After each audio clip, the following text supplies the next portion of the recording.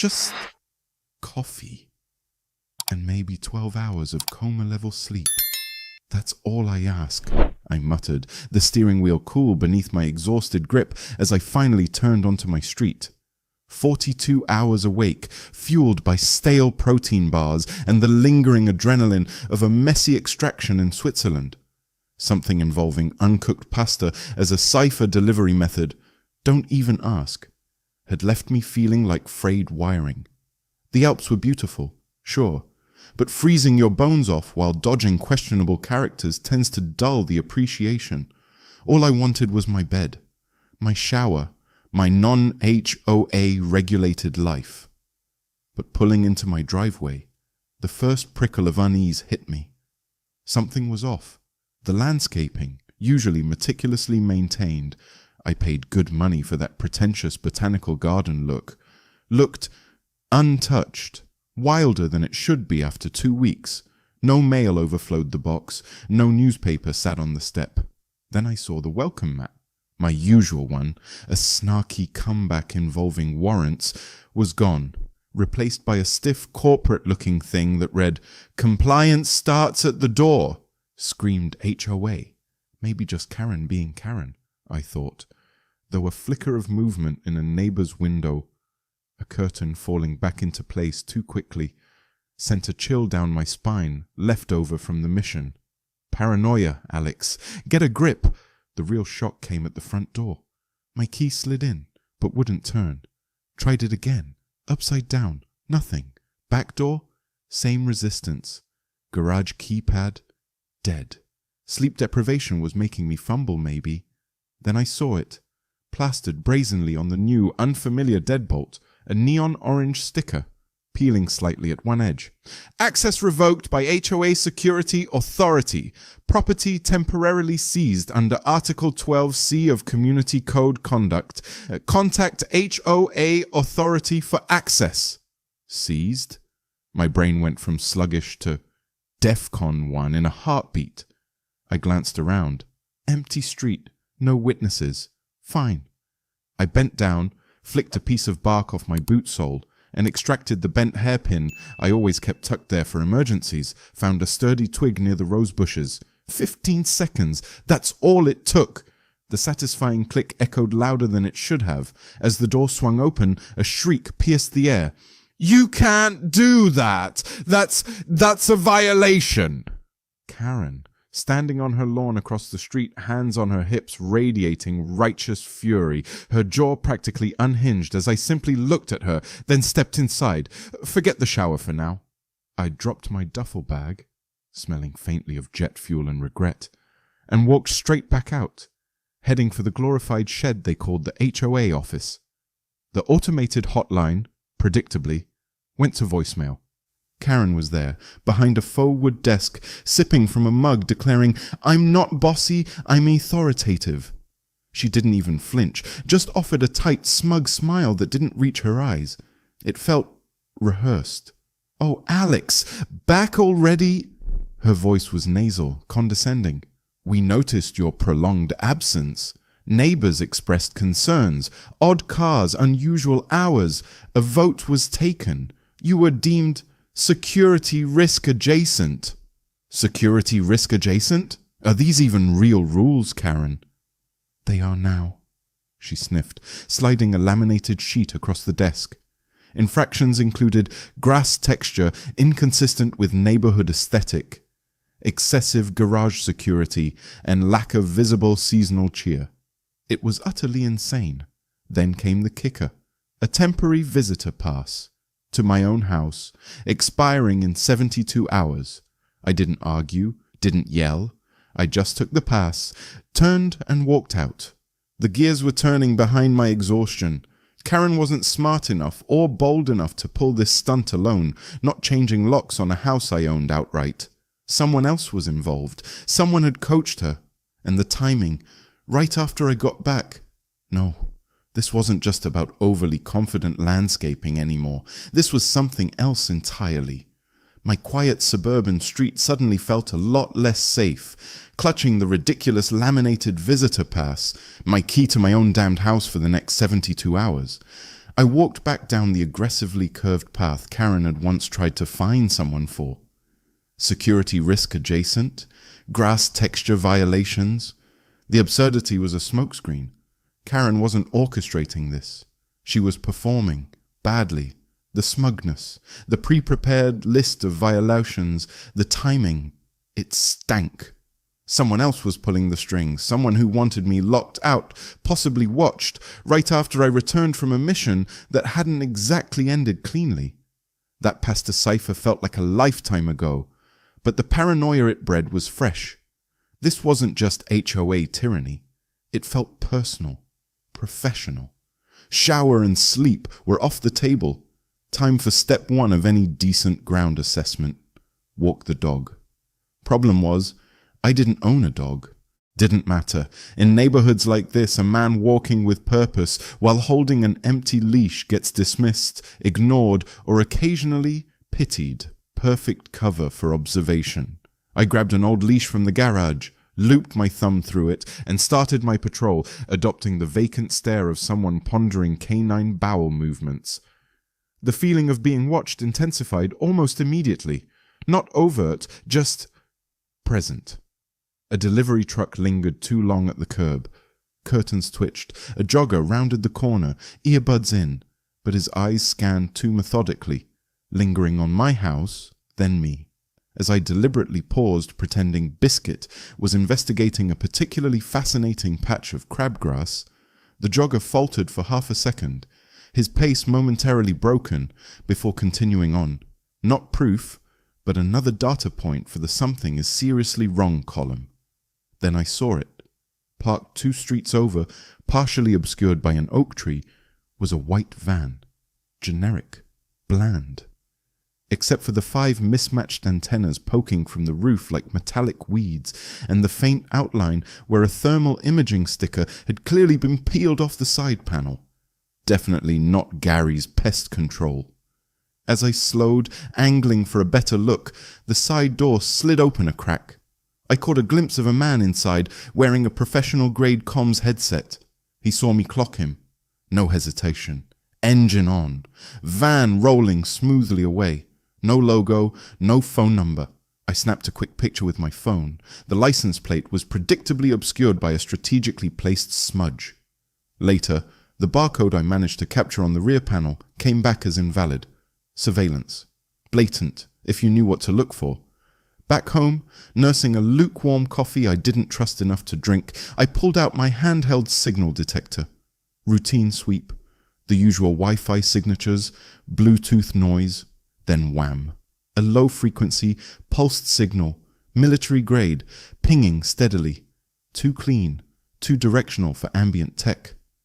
I triangulated. It led straight across the street directly to the decorative birdhouse perched atop Karen's flagpole. A fucking birdhouse wired like a signals intelligence outpost. This was beyond HOA. It was time to call Miles.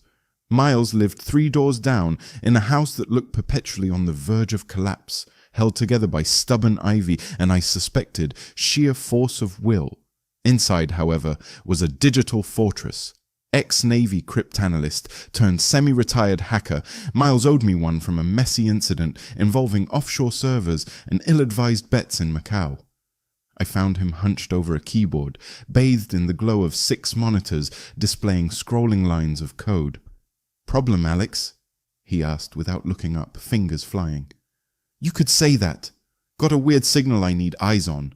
Pulsed, encrypted, military band, seems to be originating from Karen's birdhouse."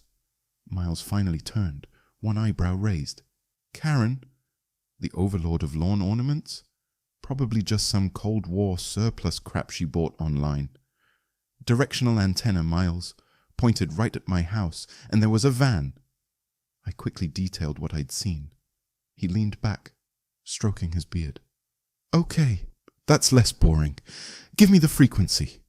As he worked, tapping into network analyzers I was fairly certain weren't commercially available, his usual cynical commentary faded. He frowned.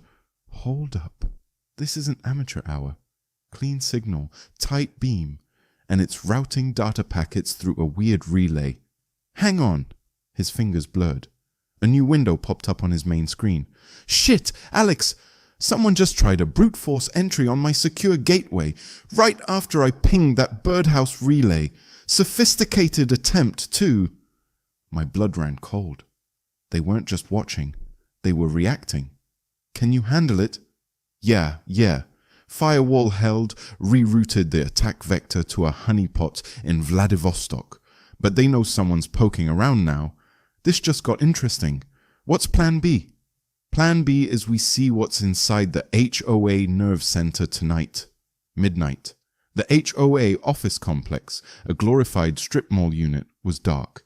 Miles disabled the main security feed loop remotely. The back door had a hefty magnetic lock, corporate grade. Need a credit card you don't care about? Miles asked over our encrypted comms link. I handed him my expired Blockbuster card.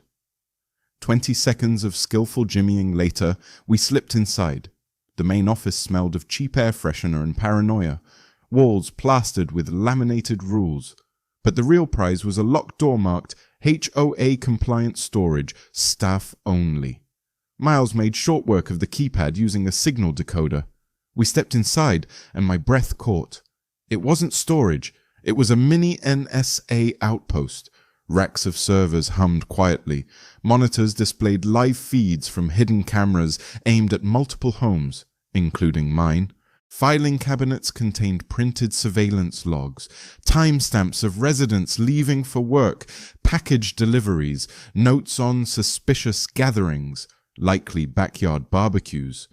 USB sticks were labeled by street names. Then I found the folder with my name. Not Alex, my public-facing identity, my agency name. The one only a handful of people should know. Karen didn't have this access. Inside, photos of me leaving the house in various disguises over the years, GPS timestamps from my car, license plates. Chillingly precise. There were similar thin files on 3 other residents. People I vaguely recognized, all with federal employment histories, past or present. Metadata tags on the digital files linked this server to identical setups in HOA communities near DC and San Diego. This wasn't just local. On a nearby tablet, a chat window had been recently closed. Miles worked his magic remotely, recovering the deleted log from the server cache. Pseudonym handle, Sable Eagle. The last message sent read, "Target still unaware. Local puppet complaint. Proceeding as scheduled. Interference will be neutralized if necessary." Another message log showed communication frequency spiking dramatically about 48 hours before my return from Switzerland, right when my mission concluded. "Puppet!" I breathed. That's all Karen was. Someone was using her obsession, using this entire HOA as a shell company, to run a sophisticated surveillance op targeting current and former Intel personnel.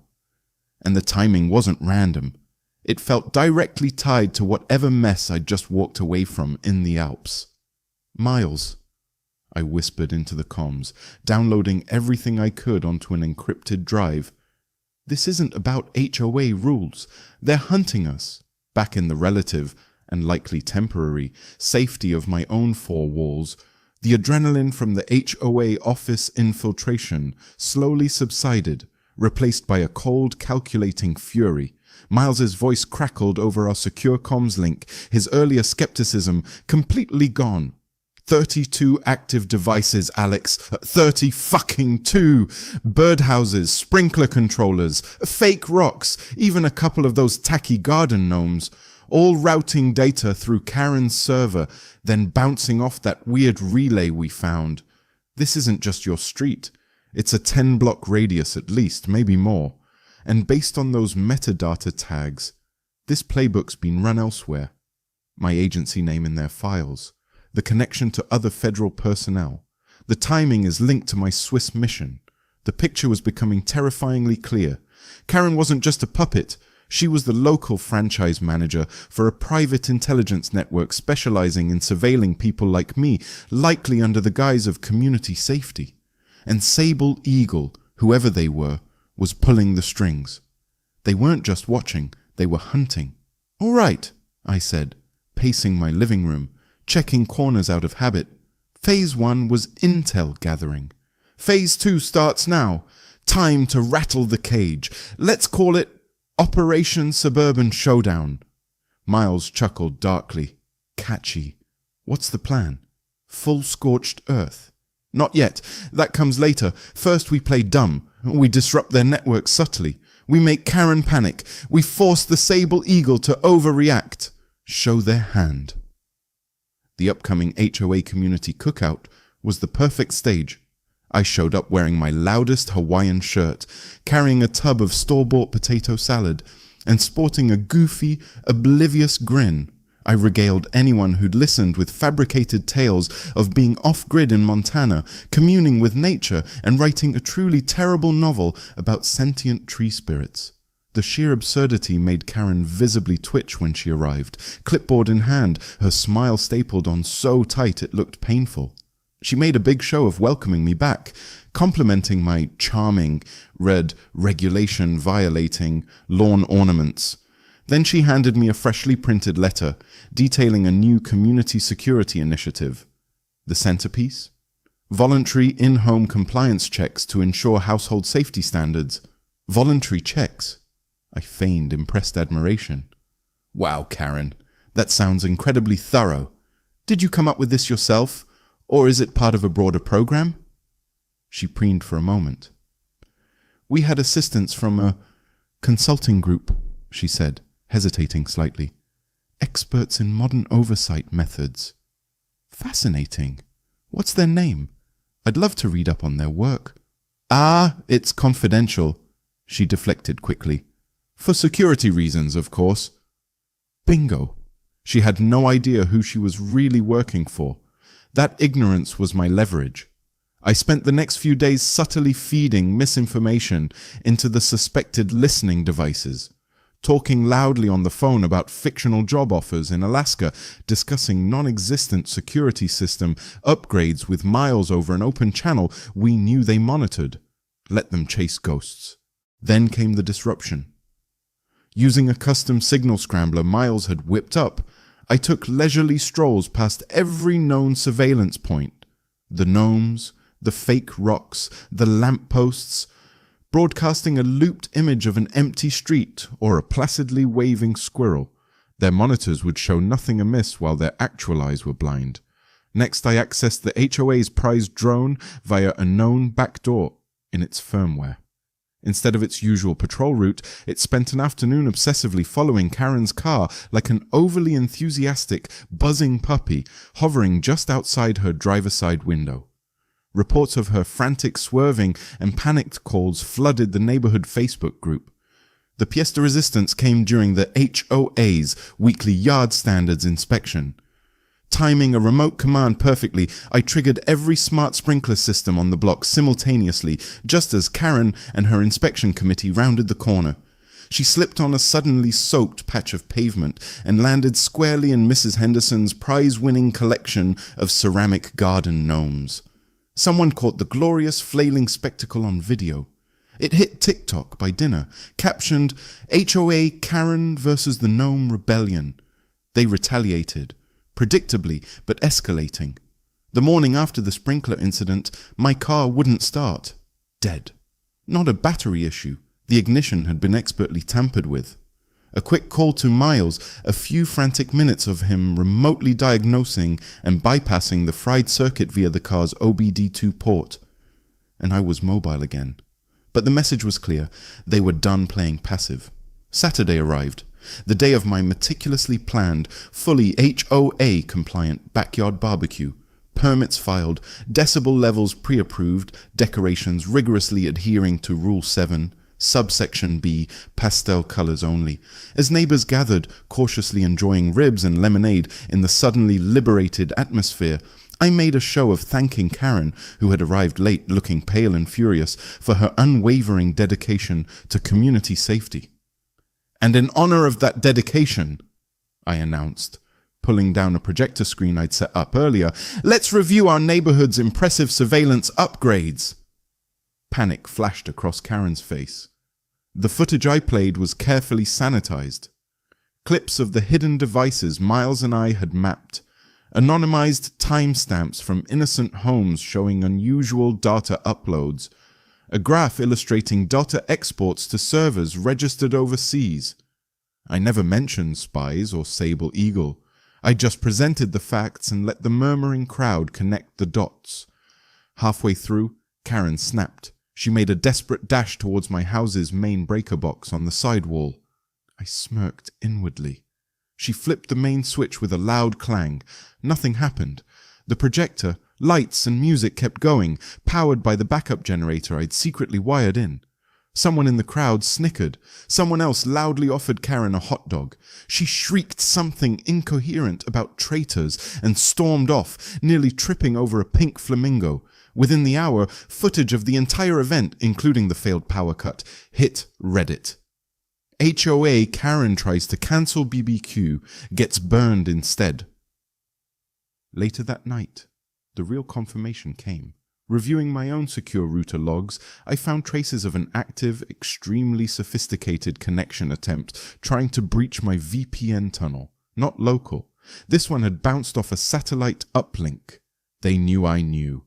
Sable Eagle, or whoever Bishop was working for, had stepped out of the shadows. Miles and I analyzed everything. The new hack attempt, the BBQ footage, the server data. One pattern jumped out. The unmarked white van. It had shown up near my house at precise 12-hour intervals for the past week, always parking 3 houses down, always staying for exactly 43 minutes. Too regular for surveillance. It felt like extraction, data retrieval, personnel swap. Miles ran a thermal filter on the latest footage. 2 figures emerged from the house carrying a heavy hard case and what looked like a disguised antenna array. Standard tactical gear, non-standard suburban behavior. The house belonged to a retired postal worker and her cat. Unless the cat was running a numbers racket, someone had installed a listening post or data hub right under our noses. Running the van's partial description against some of Miles's shadier database access points yielded a chilling hit. A similar vehicle had been flagged near the last known residence of David Chen, a former agency colleague who'd vanished without a trace a year prior after working on sensitive counter-intel cases. This wasn't just surveillance. This network might be cleaning up loose ends. Then came the final, sickening discovery. Buried deep in the HOA server's image cache, mislabeled as Property Line Dispute Ref 7B, was a photo taken inside my living room, date stamped the night before I returned from Switzerland, before the locks were changed. The timestamp matched to the minute the secure notification I'd received that the pasta courier target in my Swiss operation had been apprehended and had gone silent. It all clicked into place with horrifying clarity. The mission, the courier getting caught. The network is activating. The break-in while I was gone, not just to watch, but likely to search for something related to the mission, or worse, to plant something. The lockout wasn't Karen's petty revenge. It was a calculated move by Sable Eagle to provide cover, control access, and deploy their puppet while they finished their work inside my home. They'd bugged my house. The game had changed. They thought they were closing the net. They didn't realize I was about to spring my own trap. The realization hit me like a physical blow. They'd been inside. The lockout wasn't just punitive, it was operational cover. While Karen played tin pot dictator on the doorstep, Sable Eagle's operatives had likely swept my house, searching for fallout from the Swiss mission, planting sophisticated bugs I hadn't found yet. They thought they were steps ahead, manipulating events from the shadows. It was time to drag them into the light, using their own pawn as the lure. Miles was initially hesitant about the direct provocation I had in mind. Risky, Alex. These guys play dirty. Remember my firewall. Exactly, I countered over the encrypted comms. They react predictably when pressured.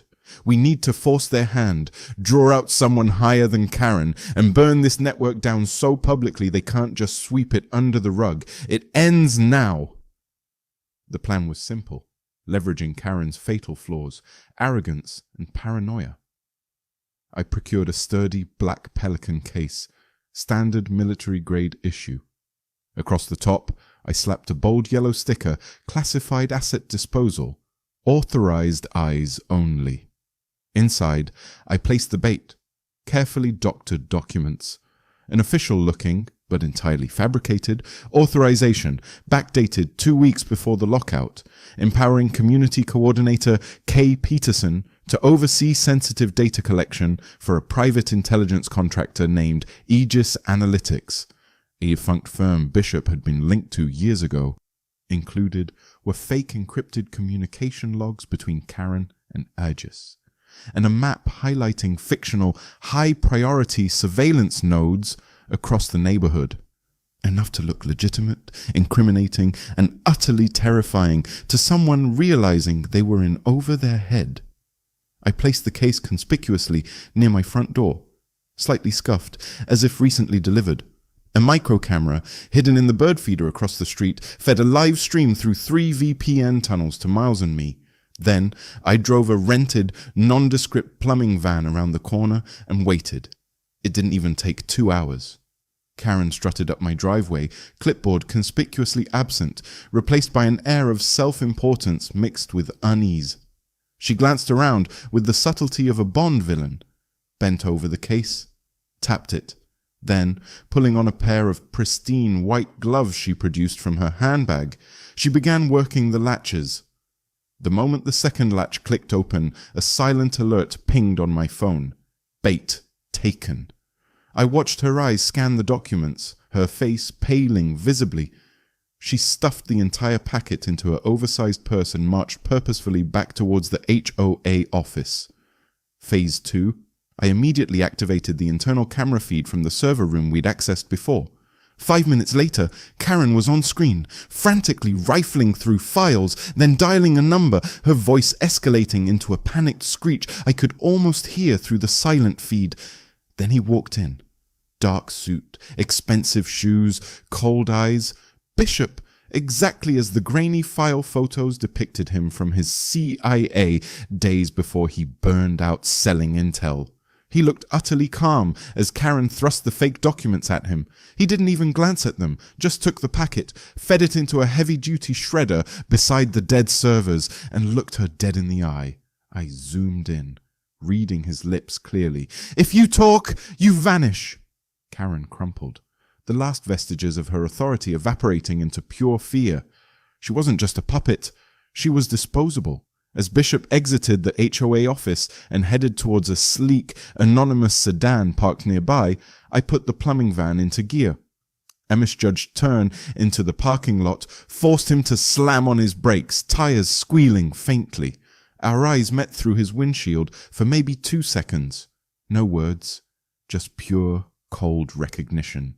He saw a professional. I saw a traitor who'd underestimated his target. A flicker of surprise, maybe annoyance, crossed his face before he wrenched the wheel and sped away. That night, the real fireworks began. Miles and I compiled the evidence, the server data, the surveillance maps, screenshots of the Sable Eagle messages, photos of the hidden devices, and the pièce de résistance, the crystal-clear video of Bishop threatening Karen in the HOA office. We packaged it into 3 encrypted bundles, Miles working his magic through layers of obfuscation, simultaneously transmitted them to our contacts. The investigative reporter with the local news, the independent journalist known for exposing corruption, and my federal contact who owed me from the Belarus incident. Then Miles initiated a thorough digital cleanup, erasing our tracks. "Sent and scrubbed," he confirmed, sounding tired but satisfied. "Let's see who bites first." The next morning, while the digital storm gathered, I held my previously announced community seminar at the clubhouse. Basic lockpicking, how to protect what's yours. 15 curious, confused, and slightly nervous residents showed up, along with 2 men in ill-fitting golf shirts who were definitely watchers. I didn't care. I taught them about pin tumblers and wafer locks, slipping in metaphors about not letting strangers change your access, about the difference between rules and control, about how the real threat often carries a clipboard and wears sensible shoes.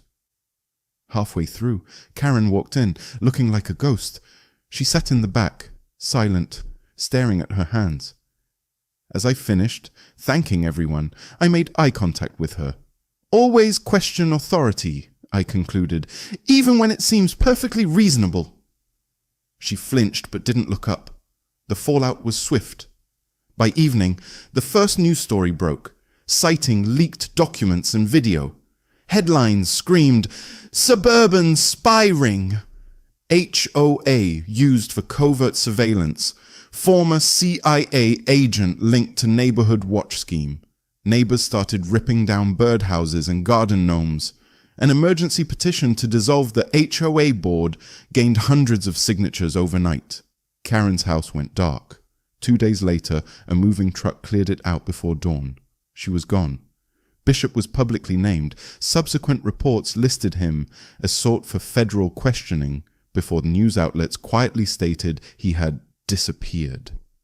The HOA's lawyers issued a flustered denial before resigning as lawsuits, fueled by the leaked evidence of illegal fines and surveillance, began piling up. Miles confirmed his systems were secure, though the DDoS attack had forced him to migrate critical hardware. "Worth it," he grunted over the comms. "Seeing that network map hit the news, priceless." The network was broken, exposed. Karen was gone. Bishop was in the wind, or worse, checkmate, or so I hoped. In the weeks following the implosion of Karen's suburban spy ring, an uneasy quiet settled over the neighborhood. The kind of quiet that follows a fever breaking. The disgraced HOA board officially disbanded in a poorly attended emergency meeting held in a borrowed church basement. People started talking again, fixing mailboxes without fear of citation, even planting outrageously colored lawn flamingos with defiant pride.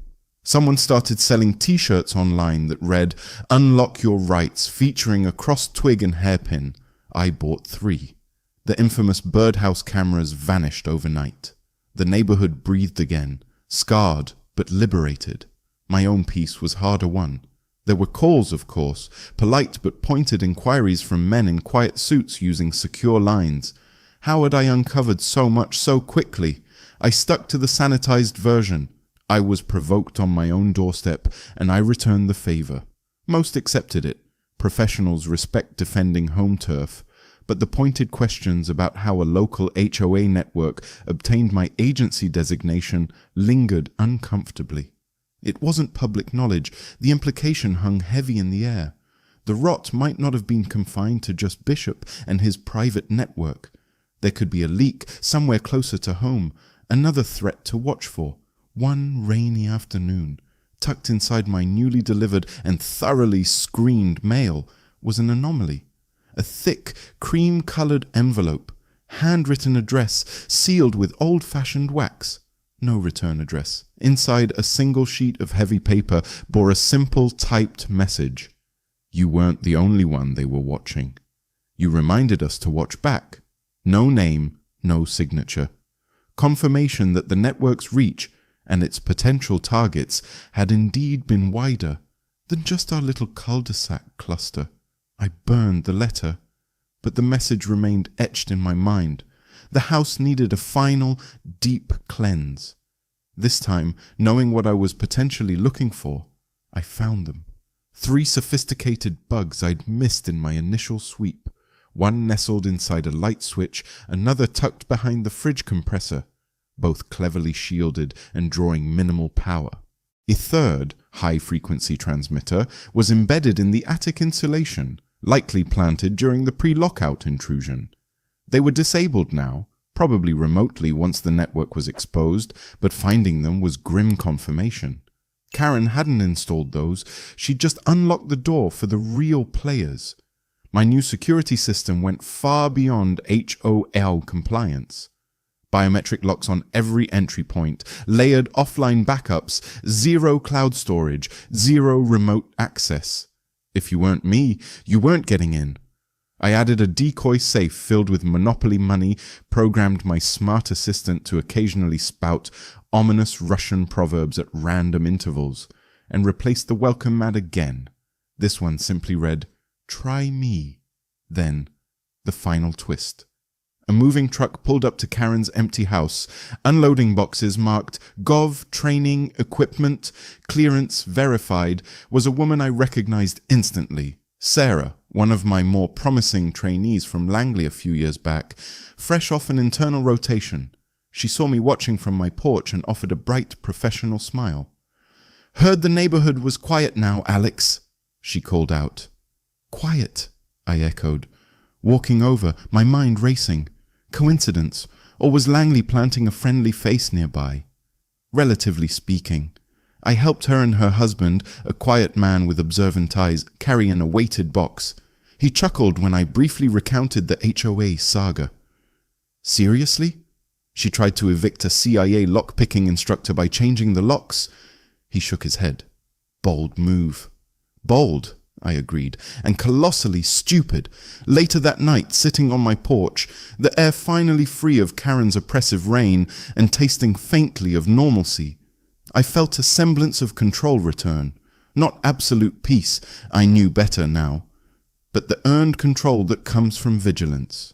Just for kicks, I pulled up the feed from the micro camera I'd left hidden, aimed at the now empty server room in the old HOA office. Dust motes danced in the darkness. For now. Because around here, locks aren't what keep things safe. People do. And this time, I thought, scanning the quiet street where Sarah's lights now glowed warmly, the right people are watching.